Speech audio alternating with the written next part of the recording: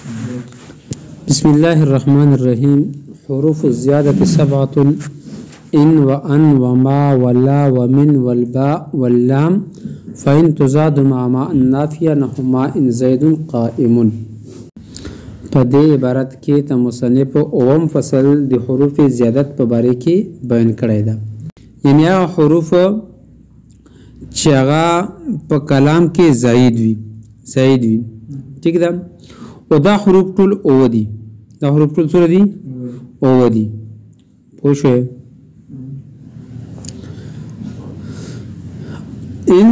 ان ما لا من او با او لام دغه او حروف په کلام کې زائد درسي. او زائد مطلب څه ده؟ زائد مطلب دا چې کچره کلام نه دا حروف حذف شي نو د کلام په معنی باندې ساسره نه پریوزي. فإن تزادون مصنف هغه زین بینوي چې کوم زونه کې ان زائد وي دوی کې اول زئی ان دی ما نفیه سره زائد کیږي لکه ما ان زید قائم. وز دې نه کده انو ورځيږي او ما زید قائم ویل شي نو ټیک ده. پوه شئ؟ ما ان زید قائم کې کچري انو ورځيږي ځکه زید ده کنه نو کلام په معنی باندې بس سره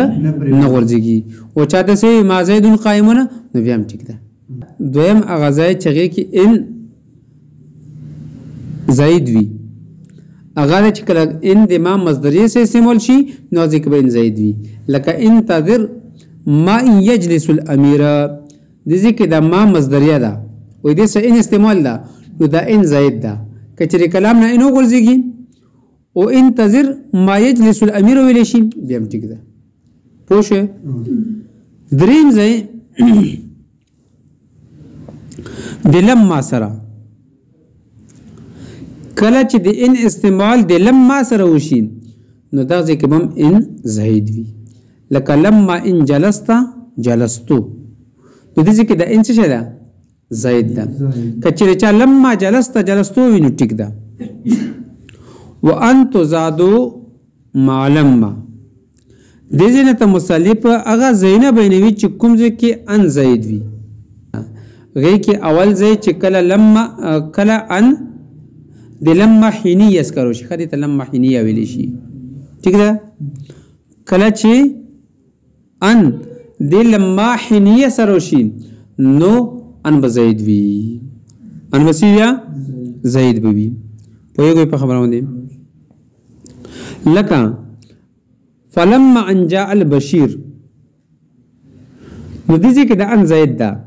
کچری چا فلما جاء البشير ووي نو ټیک ده. دویم ځای چې پغې کې ان زید وي هغه ده چې کله ان دی لو او دی واو قسم په منځ کې روشي. پوه شئ؟ حکم قسم چې مخ کې دی نه وي. پوه شئ؟ چې مخ کې دی ان نه وي. ښه ټیک ده کنه؟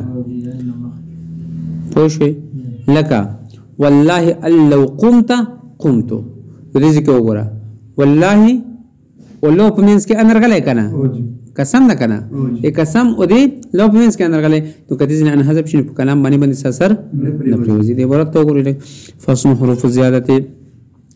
7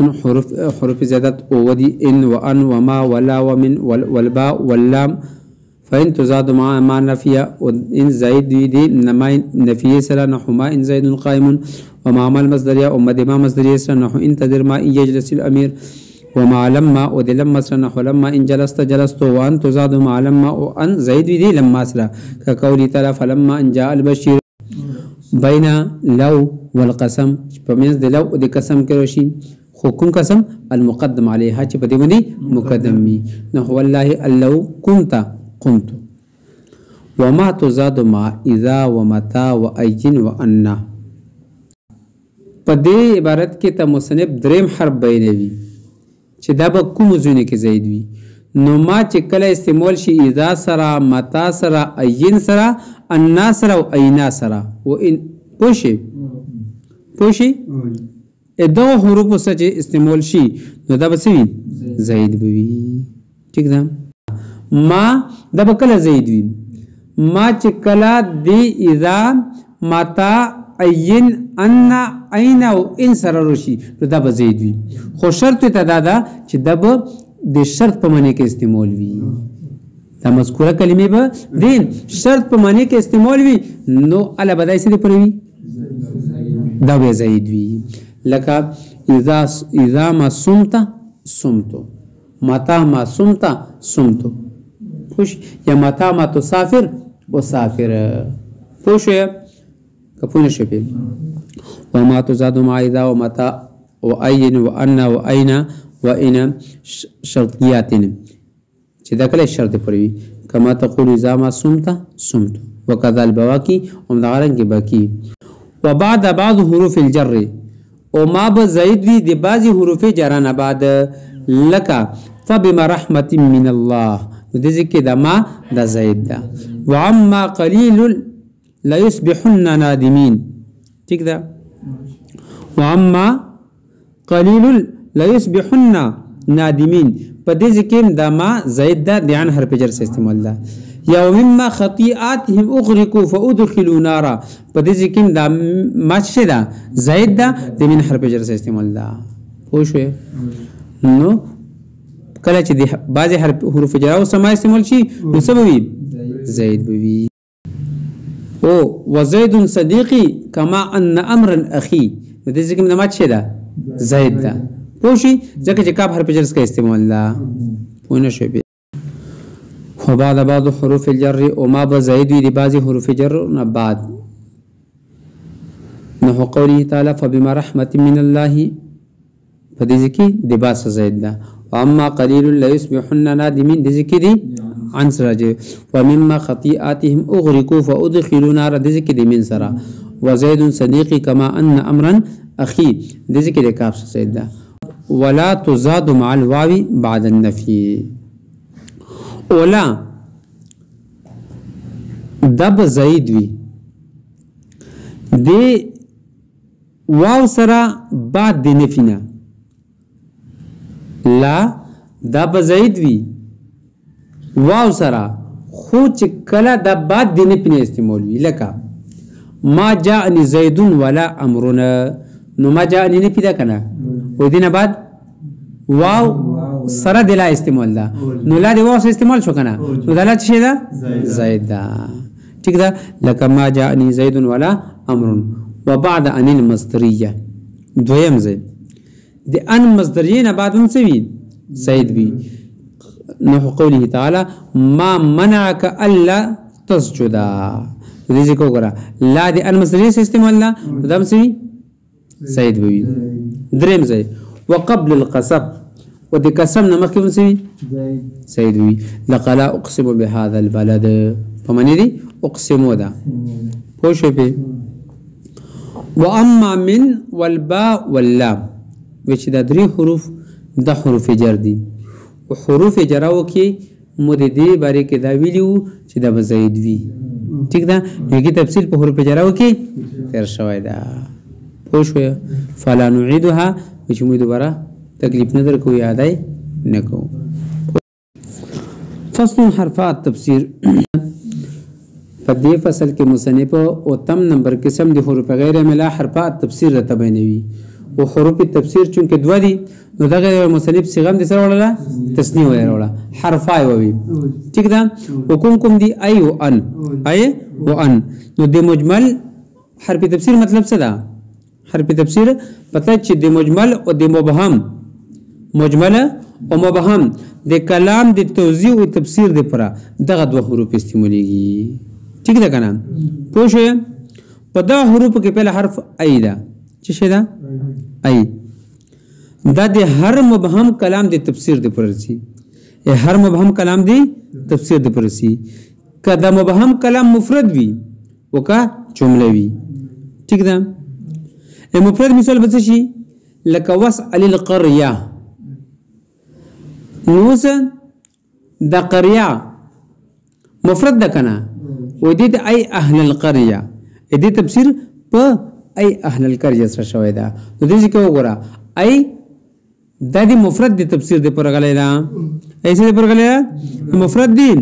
تفسیر دی پر غلی دا پوشی و دی جملی تفسیر دی پر چرسی لکا قطع رزقه ای ماتا دیسی که دا جملی تفسیر دی پر دا ذکر قطع رزقه دا چه دا جمله دا کنا پوشو یا و دی تفسیر پس اسکا شوی دا پای سر ای ماتا پوشو یا کپونه شو پی دویم حرف په حرف تفسیر کې ان ده او ان دا د اگې فعل تفسیر بیانوي چې کوم په معنی دی قول وي لکه ونادیناه ایا ابراهیم دې کې دا نادیناه په معنی دی قول ده ٹھیک ده په معنی څه ده قول ده نو ګوره تفسیر په ان سرغلی ده ایا ابراهیم سره ٹھیک ده خو دا حرف دا خو نه دی هغې فعل تفسیر کوي چې د قول په معنی کې نه وي او نه دی هغې قول تفسیر کوي چې کوم په خپله قول وي نه د هغې کلام یا د هغې فعل تفسیر دی پر رسي چې د قول په معنی باندې نه وي ټیک ده پوه شي او نه د هغې فعل دی تفسیر دی پر رسي چې کوم په خپله قول وي صرف د هغې فعل د تفسیر د پر رسي چې کوم د قول په معنی باندې وي نو قلت له په خپله قول ده که نه فعل د قول ده که نه قلتو اوس دې تفسیر د پر نشي ویلی نو نشي ویلی داسې قلت له ان اکتب ویلي اذ هو لفظ القول لا معناه ځکه چې دا لفظ د قول ده نه کې معنا د قول پوه شوې که پوه نه شوې ټیک ده که نه فصل حرفات تفسیري أي وأن فأي كقوله تعالى واسأل القرية أي لقد الله قال واسأل القرية أي أهل القرية كأنك تفسره گویا کہ تو تفسیر وکړه أهل القرية په أهل القرية سره وأنما وأن چدا إنما يفسر بها تفسیر بیانوي شي د پس فعل د فعل بمعنى القول د قول په قوله تعالى وناديناه يا إبراهيم فلا يقال پس نمشي ویلي قلت له ان اكتب ٹھیک ده اذ هو لفظ القول ځکه چې دا لفظ القول لا معناه نکي معنا دی فصل حروف المصدر ثلاثه انم نمبر فصل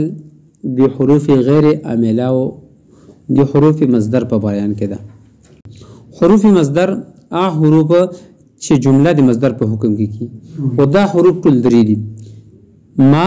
ان و ان فل اولیان نه تفصیل بینوي چې ما او ان دا به څه دی پر رسي او ان به څه دی پر رسي نو ما او ان دا د جمله فعلیه تفسیر دی پر رسي لکه وزاقت عليهم الارض بما رحبت نو د دې کې ما پر رحبت پر باندې داخله او د رحبت پر په طویل د مصدر کې کړی دا ٹھیک ده کنه پوښي د بحر بجې پر بیا مجرور ده نو بما رحبت په معنی دی بروح بها کې ده څه په پنه کې ده نو اي حرف تفسیر سے ذکر کړي اي بروح بها اي بروح بها ٹھیک ده وقول الشاعر او د شاعر قول يسر المرء ما ذهب الليالي وكان ذهابهن له ذهابا ترجمه د شعر څه ده يسر المرء ما ذهب الليالي راتوں کا گزرنا مرد کو خوش کرتا ہے وَكَانَ ذِهَابُهُنَّ لَهُ ذِهَابًا حالانکہ ان راتوں کا گزرنا اس کا گزرنا ہے یسر دا دی باب مزارینا دا دی باب نصرانا دی مزاری سیغا دا یسر دی باب نصرانا دی مزاری سیغا دا سرور مصدر نه ده او په معنی د خوش ہونا ما ذهب الليالي په دې عبارت کې د ما مصدریه ده ذهب الليالي په معنی دی ذهاب الليالي ده ذهاب الليالي ما مصدریه ده کنه نو په معنی دی ذهاب الليالي شو یعنی راتوں کا گزرنا شعر مطلب څه ده شاعر په دې شعر کې انسان ته تنبیه کوي چې انسان د شپې په تیرېدلو باندې خوشحالېږه ما بلکې د شپې تېرېدل تو تېرېدل دي مطلب چې عمر دی ختمېږي ٹھیک دی که نه ټیمپوسي د خوشحالي وایي ټیم یې پوس کړه ټیمپوسای دا ټیمپوسای نه ده عمر کمای ده پوه شوې عرض د ذکر شعر څه ده مصنف د شعر ویلې ذکر کړل د شعر نه مصنف د خبرې باندې دلیل نشي چې ما مصدریه په جمله فعلیه باندې داخليږي پوه شوې مال استشهاد ما ذهب الليالي دا مهر استشهاد ده پکې او ترکیب څه ده يسر فعل ترکیب به شعر څه شي يسر فعل لا المرء مفعول به مقدم ده ما مصدریه ذهب فعل الليالي چه ده فاعل ده ٹھیک ده فعل اپنے فاعل سے مل کر طویل دی مصدر سره د ذل حال شو ٹھیک ده وکانا ذهابهن واو حالیا كان في النقص ٹھیک ده ذهابهن مضاف مضاف الیه دا به خبر اسم د کان شي ذهابهن مضاف مضاف الیه من کر دا به اسم دی کان شي واو حالیا كان في النقص ذهابهن مضاف مضاف الیه من کر اسم د کان شول له جار مجرور متعلق شي ذهابا مصدر پرے ذهابا مصدر اپنے متعلق کے ساتھ مل کر ٹھیک ہے ذهابا مصدر اپنے متعلق کے ساتھ مل کر دا خبر شدی کان دے پرا کان اپنے اسم اور خبر سے مل کر دا حال شدی ذل حال حال ذل حال مل کر دا فاعل شدی سر فعل دے پرا فعل اپنے فاعل مفعول به مقدم سے مل کر دا جملہ فعلیہ خبر یا شی پوښه یہ شعر نو مڅ دا دا شعر منسوب د حضرت علی رضی الله عنه طرف چاته حضرت علی رضی الله عنه طرف دویم حرف د حروف مصدر نه انده لکه دم د څه د پرسي جمله فعلیه د پرسي ٹھیک ده کنه فما كان جواب قومه الا ان قالوا ان دم د جمله فعلیه د پرسي چې جمله فعلیه د مصدر په تعویل کیږي ٹھیک ده لکه فما كان جواب قومه الا ان قالوا نو اند ځکه قالی مصدر په تعویل کې کړه ٹھیک ده کنه او مقابله پرې بیا مستثنا جوړ کړل ٹھیک ده کنه پوښ ای قولهم په معنی کې څه معنی کې دا قولهم په معنی کې دا پوښ وان للجمله الاسميه وان دریم حرف د حروف مصدر نه دا جمله اسمیه د مصدر په تعویل کې کی لکه علمت انک قائم ای قیامک علمت قیامک په معنی ونی دا څه معنی دا علمت انک قائم د علمت قیامک په معنی باندې دا پوښ وګوره عبارت فصل حروف المصدر ثلاثه حروف مصدر دريدي ما وان وان فالاوليان من جمله الفعليه كقوله تعالى وضاقت عليهم الارض بما رحبت وضاقت عليهم الارض بما رحبت دا اصل دا پتویل مصدر کې دا کنه بما رحبت نو وضاقت عليهم الارض برحبها په معنی کې دا څه معنی کې دا برحبها پوښښ ونه شي نفل اولیان پس اول والی الجمله الفعلیه جمله فعلیه پر دی كقوله تعالى وزاقت عليهم الارض بما رحبت نو بما رحبت دی برحبها په معنی کې دا نو اصل کې وزاقت عليهم الارض برحبها شول وقول الشاعر يسر المرء ما ذهب الليالي وكان ذهابهن له ذهابا نو دې کې وګوره يسر المرء ما ذهب الليالي وكان ذهابهن له ذهابا نو ما ذهب الليالي دا ذهاب الليالي په معنی کې ده ٹھیک ده وانه قوله تعالى فما كان جواب قوم الا ان قالوا نو قالوا په معنی دي قولهم ده اي قولهم وان للجمله الاسميه وان للجمله الاسميه پر نحو علمت انك قائم اي قيامك مستخدم